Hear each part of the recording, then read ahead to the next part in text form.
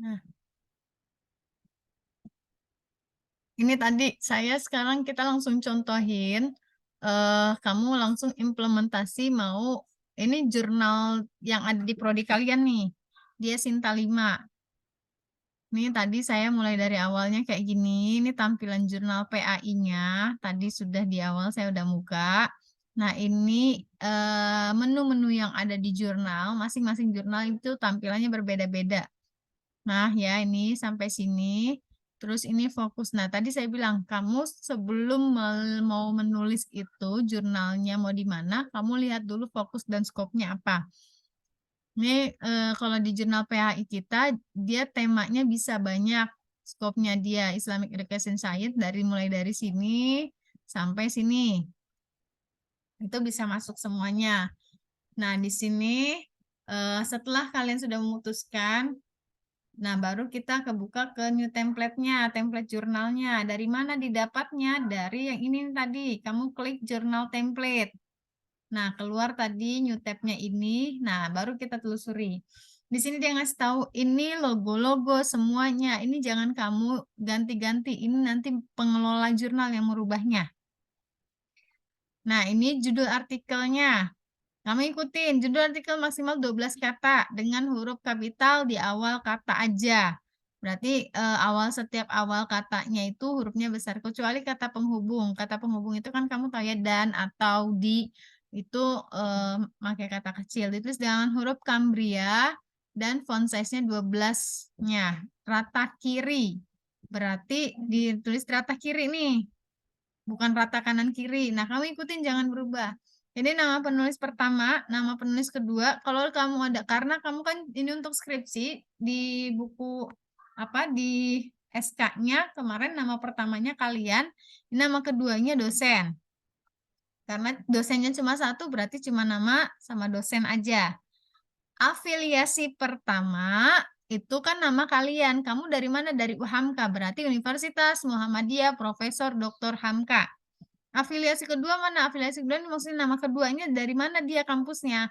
Afiliasi kedua, dia 8 fontnya. Wajib jika lebih dari satu instansi. Karena afiliasi keduanya misalnya saya nih ketua dosen pembimbingnya.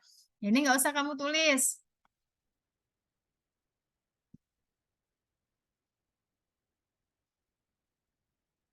Paham nggak?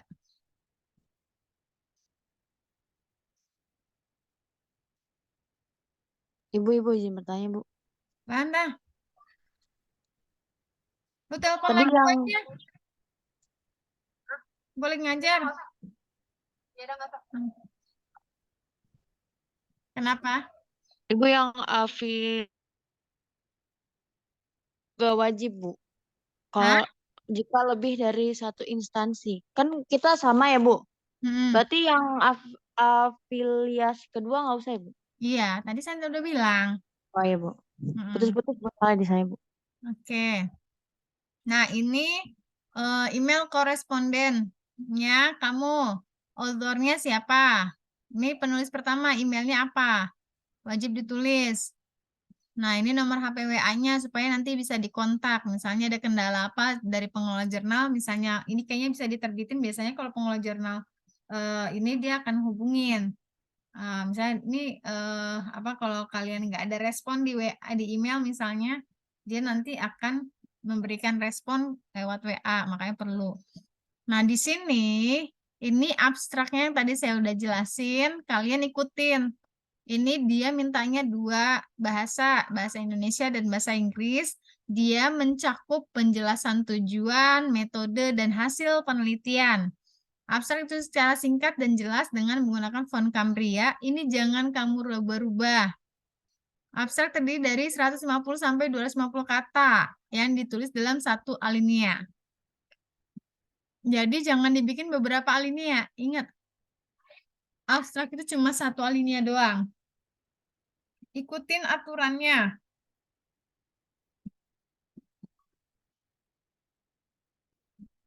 Makanya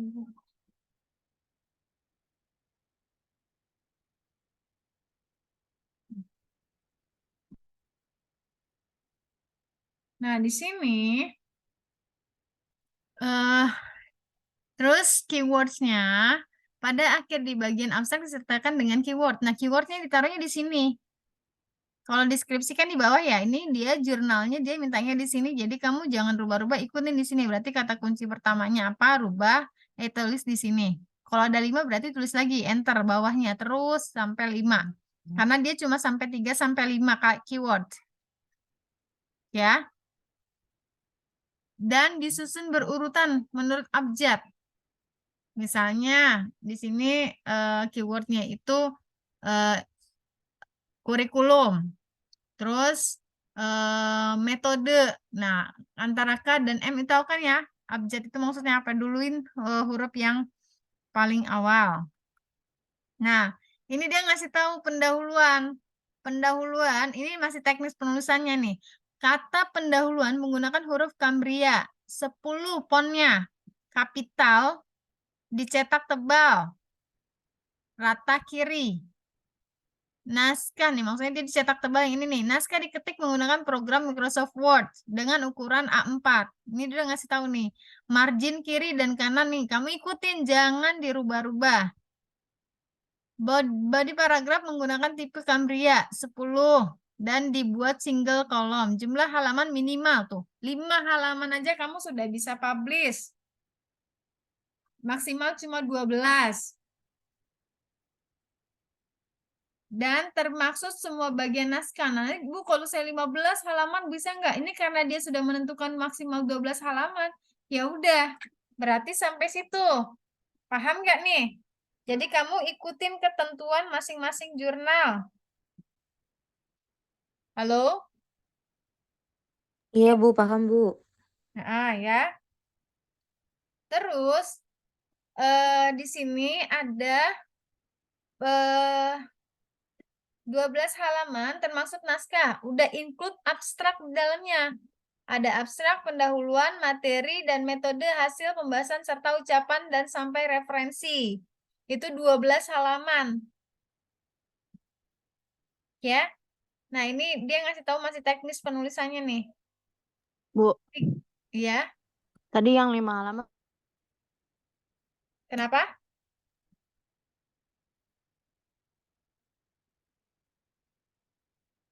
Halo? Suara saya ada nggak? Ada, Bu, mungkin sinyalnya Siti lagi bermasalah. Oh, bukan saya ya. Saya aman nggak sinyalnya? Halo, Bu. Iya. Aman, Tadi Bu. daftar pustaka, ya, 5 halaman daftar pustaka udah termasuk, Bu. Kamu ikutin aja. Setahu saya sih dapus nggak masuk ya kali ya. Ini dia apa nih? Oh. Minimal 5 halaman, maksimal 12 dan termasuk semua bagian naskah. Sampai referensi. Ya, berarti termasuk ya, Bu, 5 halaman Iya itu nih. kayak isi sampai Heeh. Iya isi betul. 4, daftar pustaka 5 gitu ya, Bu. Oke. Heeh. Ya, Bu. Nah, terus pada bagian artikel, nah dia kan tadi udah ngikutin ya. Tadi kok ini. Nah, di sini body tadi sampai sini ya. Udah mana sih? Mana sih tadi? Oh, ini tadi. Nih, citasi ditulis dengan tipe nama dan tahun. Kayak gini. Kan itu Mendeley ya? Kamu udah langsung import aja nih body note dia makainya.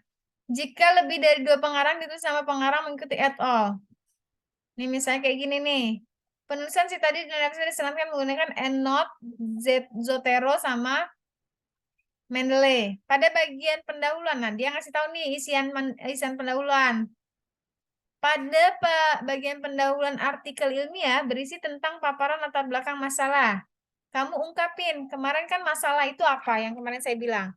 Antara harapan sama kenyataan nggak sesuai. Harapan itu yang tadi regulasi atau hal-hal yang normatif dan lain sebagainya, misalnya fakta-fakta dan lain sebagainya itu bisa masuk sini. Nah, dari jurnal orang juga. Terus tujuan dari jurnalnya, penelitian yang kamu lakukan, dan kajian pustaka yang ditulis secara ringkas, padat, dan jelas mengenai masalah yang diteliti. Penulisan bagian pendahuluan tidak diberi subjudul seperti dalam laporan penelitian, namun ditulis langsung setelah abstrak, langsung referensi aja. Jadi per paragraf-paragraf aja dijelasinnya. Ya. Nah, ini harus menjelaskan referensi yang dimasukkan dalam paragraf pendahuluan harus up to date. Jadi referensinya minimal 5 tahun. Maksimal 5 tahun ke belakang. Ini berarti 2003. Berarti dari 2018. Mencerminkan state of the art. State of the art itu letak keterbaruan tulisan kamu dengan jurnal-jurnal sebelumnya. Nah, ini terus langsung ke metode. Metode menggunakan huruf Cambria dicetak. Ini dia ngasih tahu. Ini masih teknik penulisannya. Nah, baru paragraf ini menjelaskan metode dan jenis penelitian digunakan. Juga berisi tentang area penelitian yang akan diteliti. Kalau dia kuantitatif, populasi dan sampelnya tulis, metode pengumpulan data, dan metode sampai analisis datanya. Konkret aja dia. Nah, ini hasilnya. Nah, kalau kamu ada tabel, buat tabelnya seperti ini formatnya. Ikutin. Kalau ada gambar kayak gini, tuliskan gambarnya sesuai format. Perhatikan tata letak, besar huruf, dan keterangan. Nah, kayak gini gambarnya juga di sini. Kamu ikutin. Ini jurnal PAI. Ini kalau diagram, berarti dia semuanya posisinya di sebelah kiri dulu dilengkapinya. Nah, cuma sampai sini. Udah. Ya kan? Nah, kita lihat. Contoh tulisan yang kemarin baru terbit. Isu.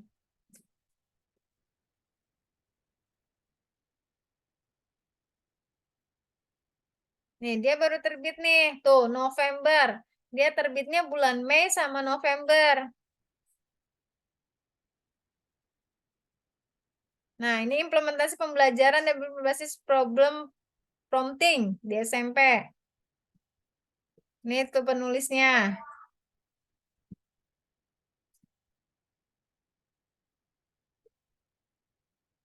Teacher in Quran Discourse. Nah, ini Pak Pur sama Bu Laila. Laila ini mahasiswa juga nih. Alumni. Analisis konsep pendidikan Islam dalam Piagam Madinah.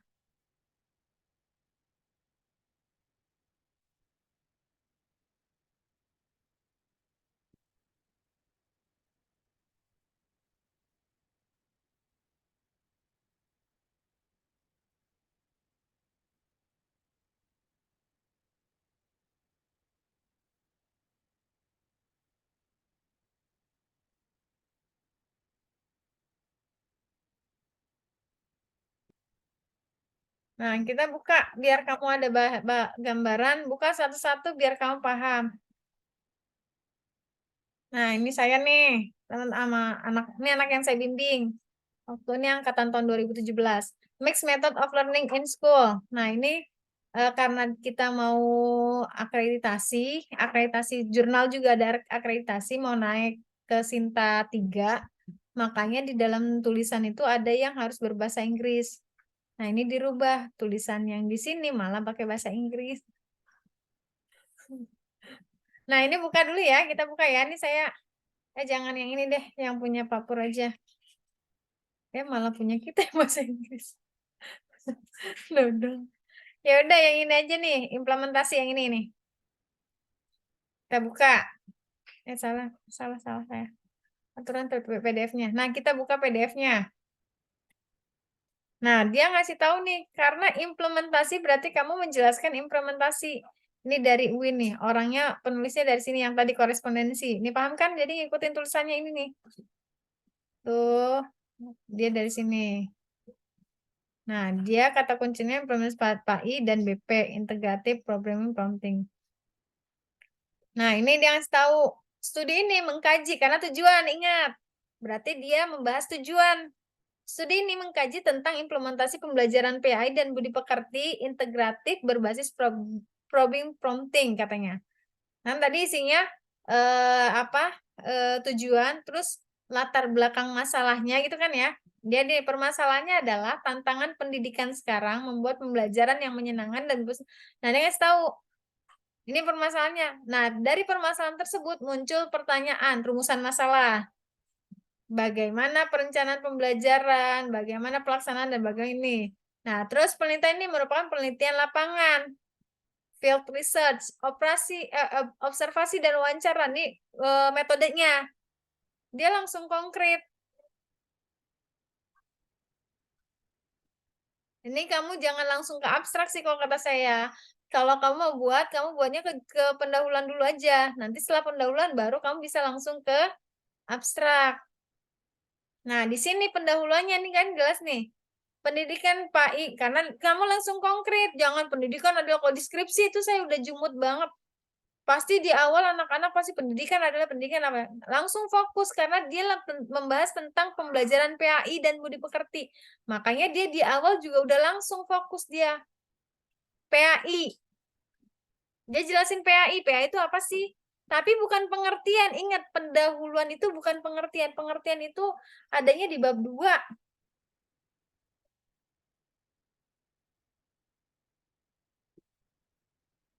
Halo?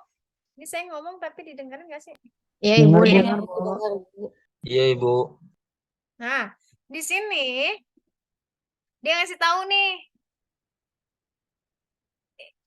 Ini dia ngutip malahan nih. Pendidikan agama Islam dan budi pekerti merupakan pembelajaran dalam mempersiapkan siswa. Nah, ini tujuan dari pembelajaran PAI mungkin kali ya. Nah, dia ngutip dari jurnal yang ini.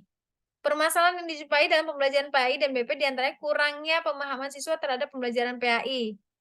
Nah, ini konkret. Nah, dia ngutip lagi nih.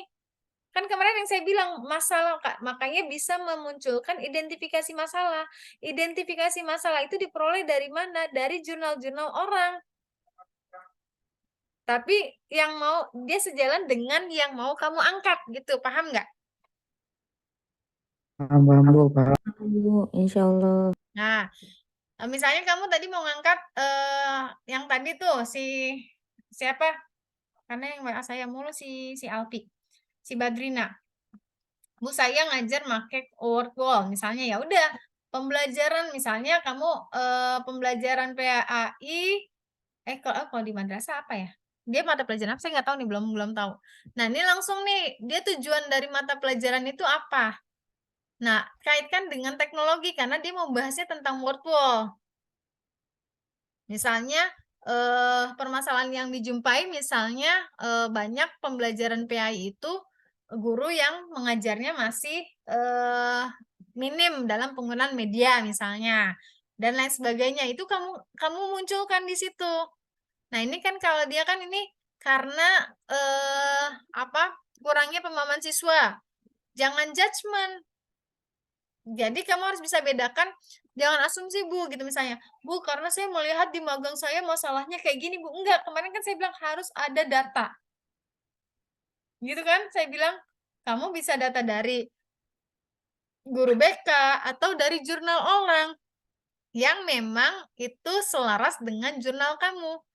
Ini bukan, nah ini dia menemukan ini permasalahan yang ada di sekolahnya dia dan ini dikuatkan oleh jurnalnya si Irawati ini.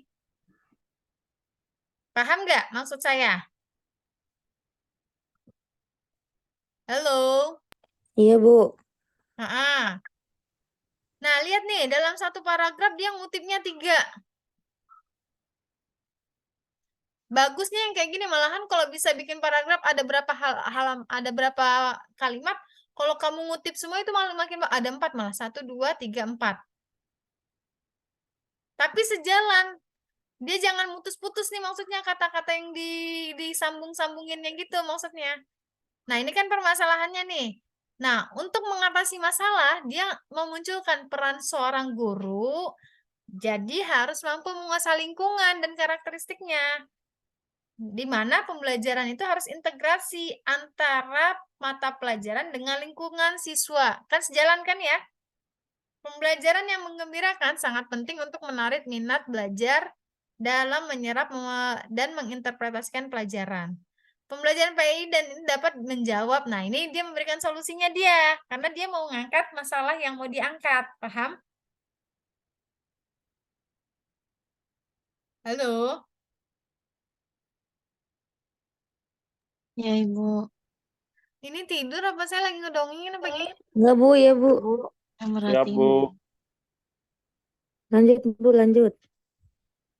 Aduh, saya ngecas dulu. Nah, di sini lanjut. Ini karena dia udah mulai mengarah ke BP, karena ada kan nih masalah yang diangkat nih. Dia bahas lagi pembelajaran integratif itu apa sih? Dia jelasin memadukan, mempersatukan dengan perpaduan karakter. Ini. Hal ini terdapat interkonektif atau saling terhubung satu ilmu dengan, nah ini kutip lagi nih dia. Bukan pengertian ya, tapi saling menguatkan.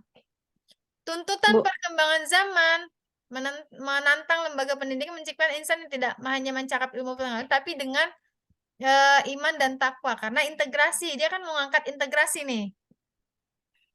Makanya dia bahas ini. Dalam mengorganisasi pembelajaran integratif, perlu adanya model pembelajaran kontekstual. Nah, dia ngangkat pembelajaran kontekstual. Karena prompting itu bagian salah satu model pembelajaran kontekstual. Paham nggak? Bu izin bertanya, Bu. Iya. Untuk pendahuluan, kalau motifnya lebih banyak bisa dikatakan lebih bagus atau Iya, lebih bagus. Dia makin kuat. Tapi jangan kamu kutip di Kopas ya. Ini dia di parafrase. para prasenya yang nggak semua, Bu, maksudnya yang yang penting aja kan ya, Bu. Hmm. Terus setelah kutipan itu dikuatkan sama kata-kata yang kita susun atau enggak juga nggak masalah, Bu. Maksudnya? Gimana? Kan ini udah kutipan ya, Bu. Nah, kalau udah kutipan itu pakai pakai susunan kata-kata kita lagi nggak, Bu? Kayak misalkan kan tadi di atas udah ada. Gak apa-apa, kamu yang penting kan itu awalnya kamu terinspirasi dari mau ngutip tulisan dia nih, tulisan si A. Kan kita nggak boleh kopas kan, nanti kamu pasti kena turnitin. Nah itu kamu rubah yang tadinya dia kalimat aktif, kamu rubah jadi kalimat pasif, itu bisa. Itu tapi kamu tetap ngutip di dia. Oh ya, Bu. Jadi kalau pendahuluan itu, Bu, semuanya kutipan, Bu. Gitu dong, Bu. Tapi Nggak di perlu pakai parafrase. kutipan, iya bisa juga kamu itu. Tapi kan yang tadi saya bilang ya, ini bisa ngutip tapi yang sesuai dengan sejalan dengan ini ya, bukan kutipannya pun juga bukan teori ya, ingat ya. Ya, Bu. Tapi kalau misalkan mau pakai tambahan kata-kata yang kita, boleh nggak, Bu? Ya boleh. Oke, Bu. Nah, ini sejalan nih dia. Kamu makanya sering baca-baca jurnal deh. Nih, kamu nanti makin paham. Nah, dia kan lagi bahas program penting nih, kemampuan berpikir. Dia jelaskan ini nih. Nah, ini kan dia mengerucut. Nah, ini kontekstual. Kontekstual itu salah satunya problem probing prompting nih saya baru dengar nih. Nah, dia jelaskan problem prompting itu kayak gimana. Dia ngasih tahu nih di paragraf selanjutnya. Model pembelajaran problem merupakan sebuah model belajar dengan struktur pembelajaran yang sistematis dengan menggali pengetahuan. Nah, ini pengertiannya dia nih. Problem prompting mempunyai pembelajaran dengan karena tadi kan harus menjelaskan tentang teorinya kan ya. Nah, ini dia ngasih tahu tuh. Nah, ini kutipan juga. Nah, akhirnya dengan model ini dia berasumsi nih, dia bukan berasumsi, dia mengatakan bahwa pembelajaran model membuat siswa harus siap aktif dalam memecahkan masalah yang dimunculkan oleh siswa. Ini dari mana? Dari orang sudah melakukan penelitian sebelumnya tentang ini gitu. Siswa dipilih secara acak dalam pertanyaan-pertanyaan. Nah, ini apa langkah-langkahnya mungkin kali ya. Saya belum pernah, ini belum familiar nih problem prompting ini.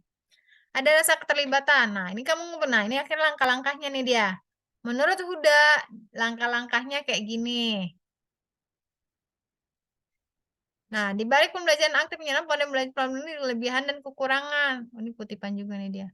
Nah, ini kamu walaupun kutip dari sini, dia di parafrase nih. Kalau kamu langsung kopas, ini kena. Nah, baru setelah dia kutip langkah-langkahnya, dia implementasinya di sekolah itu kayak gimana. Nah, implementasi pada pembelajaran problem prompting pada pembelajaran PAI dan penulis sudah pernah dilakukan oleh para peneliti sebelumnya. Kan kamu mengadopsi kan? Jadi bukan penelitian baru kamu. Hal ini dapat dilihat dari beberapa 10 penelitian. Nah, ini dia tuh banyak tuh. Dia udah nyari jurnal yang tadi saya bilang. Kamu ketika ngangkat itu makanya kamu perlu referensi kan? Makanya saya bawel kamu download jurnal yang relevan. Saya bilang itu kan. Fungsinya untuk ini, memperkaya. Dia ngasih tahu nih. Dari penelitian yang sudah dilakukan dapat diklasifikasikan kepada 5 perspektif. Perspektif pertama dari segi integratif. Ini dia kutipannya ini 1, 2, 3. Perspektif kedua melihat dari urgensi dan modal pembelajarannya. Ini dia ngutip lagi. Perspektif ketiga. Nah, ini kutipan semuanya dia nih. Studi ini hendak mengkaji. Nah, baru dia ini nih. Mengkaji implementasi ini diajukan beberapa pertanyaan. Nah, ini proses pelaksanaan ini hasil penelitiannya dia nih.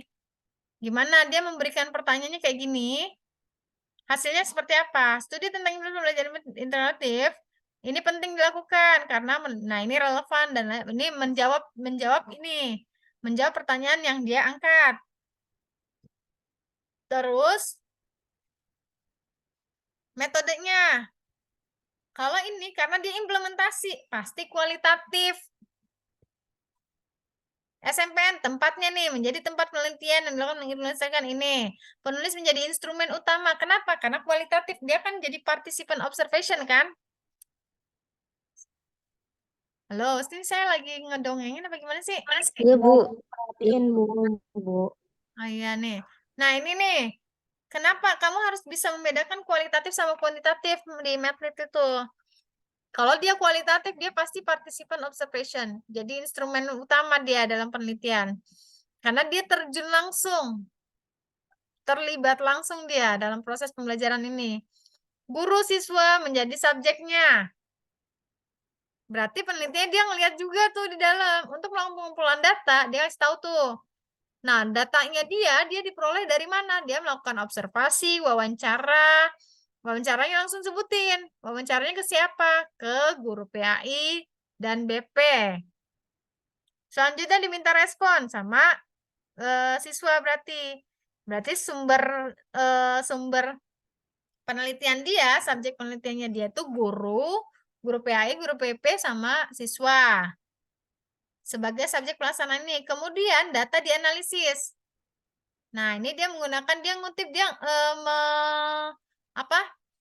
mengutip dari teorinya si Miles ini, analisis Miles dan Huberman. Bahwa kalau mau menganalisis metode ini, dia harus ada 3. Ada direduksi data dulu, terus disajikan datanya, terus baru ditarikan kesimpulan. Ini jelas nih. Nah, hasilnya langsung disebutkan. Gimana sih hasil implementasinya? Oh, dia menyebutkan dari awal nih, mulai dari perencanaan. Perencanaannya seperti apa? Terus tujuannya kayak gimana? Sampai kayak gini. Itu hasilnya saya kan nggak tahu di lapangan kayak gimana nih dia. Kalau bacain saya kayak orang benar. Nah, ini perencanaannya dia nih. Terus baru pelaksanaannya. Pelaksanaannya seperti apa? Terus sampai evaluasinya. Namanya juga pembelajaran pasti dari perencanaan, pelaksanaan, evaluasi ya. Terus langsung pembahasan. Ini kan implementasinya. Bedanya apa Bu hasil penelitian? Ini hasil penelitian yang kamu dapat di lapangan. Kalau pembahasan itu hasil penelitian kamu itu kamu jabarkan dengan kutipan orang lagi. Paham nggak? Halo? Halo? Ya Ibu. Terus Bu di saya Bu. Ini padahal banyak loh. Ini kan 2 kelas. Bismillahirrahmanirrahim. Saya Iya, Bu. mendengarkan Bu, tapi putus-putus Bu. Nah, di sini pembahasan itu yang tadi dikuatkan dari jurnal-jurnal orang. Kan tadi mulai dari perencanaan, mulai dari pelaksanaan, mulai dari evaluasi, dia cari kutipan lagi dari orang. Persiapan dan pelaksanaan, dia ngutip lagi perencanaan gitu. Terus ini pembelajaran, paham nggak? Simple kan? Terus kesimpulannya gimana? Ya dari dia, oh ternyata pembelajaran ini adalah pembelajaran memadukan pembelajaran dengan interconnecting pembelajaran materi umum dengan pembelajaran PAI. Pelaksanaan berupa pengajian pertanyaan, terus ini kan ini kesimpulannya dia kan, saya nggak tahu lah. Kan ini prosesnya gimana. Pelaksanaannya kayak gimana, terus dampaknya. Kesimpulan terus ada dampaknya, ini adalah siswa terlibat aktif. Seperti itu. Terus ini referensinya tuh, 1, 2, 3. Banyak kan? Bu, izin nanya. Ya, Kalau jurnal, kalau kita ngutip, berarti boleh ya tahunnya, tahun berapa aja? Tadi ada tahun 2014, 2013. iya itu Enggak, kata ibunya kalau bisa dari 2018 yang Nah, baru-baru. ya kan tadi di jurnalnya bilangnya sebenarnya 5 tahun kan ya. Mungkin pengelola jurnalnya dia nggak sampai mendeteksi ke situ tuh. Harusnya dia ngasih lakukan revisi kan atau gimana. Saya nggak tahu prosesnya kayak gimana nih. Kayak gitu. Oke, baik, Bu. Terus Nah, sama ini, Bu. Bu, tapi Bu kalau mau ngambil jurnal itu boleh nggak Bu? mau ambil jurnal apa? Yang ini Bu, template jurnal ini boleh nggak Bu? Ya silahkan. Terus kalau mau diupload di situ boleh Bu? Boleh. Itu di Sinta ya Bu? Kamu uploadnya langsung ke jurnalnya ini dia. Kan kamu udah tahu nih di Sinta 5 dia. Oh Nah, ya Bu. ini langsung sebelumnya kamu harus register dulu. Oh, oke Bu. Hmm. Nah, ini Bu, saya saya mau nanya, Bu. Pendidikan agama Islam ya Bu namanya Bu? ya Bu, saya boleh nanya nggak, Bu? boleh. Jadi kan dalam artian kan itu kalau misalnya kita register tuh otomatis bareng sama dosen, apa kita bisa sendiri, Bu? Kamu bisa Di sendiri kan nama Sintanya. sendiri satu. Enggak, maksudnya kan kalau kemarin kan kata apa namanya kalau misalnya kita register di Sinta kan ada dosen-dosen itu, Bu, untuk dosen. Nah, itu kita langsung register Sintanya apa langsung register ke ininya, Bu? Register di Jurnalnya, Bu? kamu buka dari Sinta juga nanti kan kemarin saya udah ajarin buka Sinta, bukanya yang website Iya, juga. udah iya maksudnya iya maksud saya kan dalam artian kan berarti saya langsung register jurnal kan berarti, Bu, Heeh. tanpa harus ada bareng apa sih dosen itu kan, Bu? Bisa kan, Bu? Heeh. Tapi kamu harus punya data dosen karena kan ada 2 nama. Enggak, maksudnya kan saya kemarin udah bilang sama Bu Sobah, Bu, ya. Nah, Hmm. terus beliau bilang kayak nah, sorry, Bu, berarti kalau misal data dosennya itu data dosen saya, Bu, pembimbing saya apa kaprodi, Bu? Pembimbing. Nah, ini nih kita register Berarti nih. Ibu ya? Ini. Oh, ini cuma 1 nama doang berarti. Kalau kalau mau submit baru ada 2 nama. Nah, ini nih. Ini nama kamu sendiri nih. Given nama, family, afiliasinya dari mana? UHAMKA, nomor handphone. Terus country-nya dari mana? Pilih. Emailnya mana yang aktif, username-nya apa. Kamu buat nih username-nya apa nanti, password-nya apa. Udah register. Repeat password. Kamu nanti nih, yes, I agree to data my colleague misalnya. Nah, Bu, ini maaf, Bu. apa? Bisa di-share screen, Bu, ya? Hah? Bisa di-share screen, Bu. Share screen. Oh, saya belum share screen ya. Belum, Ibu, mohon maaf. Nih, nih register. Tadi kan saya mencet register nih. Nah, ini keluar nih datanya. Ini kamu isi sampai bawah. Ini kamu centang. Ini kamu centang terus register. Nanti dia keluar. Nanti kamu kalau sudah terregister, jangan register lagi. Masukinnya lewat login. Gitu. Oke, Bu, isi. Siap. Nah, ini login kan nanti username sama password nih. Tuh, masukinnya. Terus login. Baru nanti akan keluar. Paham? Oke, Bu. Baik, Bu, siap. Laksanakan, Bu. Terima kasih banyak, Bu. Nah, ini tadi saya nih, saya karena ngajar yang tadi pagi, saya ngajar evaluasi, proyeknya itu memang jurnal. Saya minta anak-anak untuk ini, supaya kamu, kalau kamu malah harus lebih rajin lagi dari mereka nih. Ini kamu harus punya data ini nih. Saya minta ke mereka hari Senin udah dikumpulkan. Jadi kamu bisa ancang-ancang. Ini kamu tulis nomor, nama jurnalnya jurnal apa, skopnya apa, Sintanya dia Sinta berapa, publikasinya itu maksudnya dia publikasi di bulan apa. Berapa kali deh. Di bulan apa saja. Nah, nih dia. Ini kena biayanya berapa, terus kamu taruh link template-nya. Jadi kamu nggak capek-capek kalau mau nyari jurnal, udah kamu data dulu collecting. Nah, ini kamu bisa ancang-ancang di sini. Oh, nanti kan sidang itu di bulan Agustus. Berarti kamu udah mulai nyari yang publikasi, yang publish di bulan sebelum Agustus itu jurnal apa aja gitu. Di sini. Makanya ini anak-anak tadi semester 5.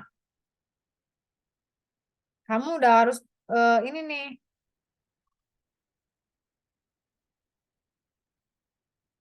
Bu mau nanya lagi Bu, maaf. Ya, Tadi Ibu bilang itu jurnalnya itu terbit November sama Mei. Itu cuman di bulan-bulan itu doang, Bu? Apa gimana? iya. Kan kemarin saya udah jelasin. Kalau misalnya kamu sudah dia terbitnya di bulan November, nanti dia akan terbit lagi di bulan Mei.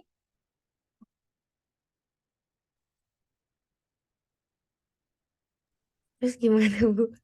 Ya itu dia kalau mau publikasi begitu. Makanya saya minta ke anak semester 5 itu, nah kamu ada space 1,5 tahun nih. Jadi udah bisa nih, makin banyak kamu bikin jurnal, masukin submit, yang penting submit tulisan berbeda akan makin ini peluangnya gitu. Saya udah bilang gitu dengan kamu mengerjakan tabel yang tadi saya kasih formatnya. Saya share deh biar kamu ini kalau kamu mau seminar.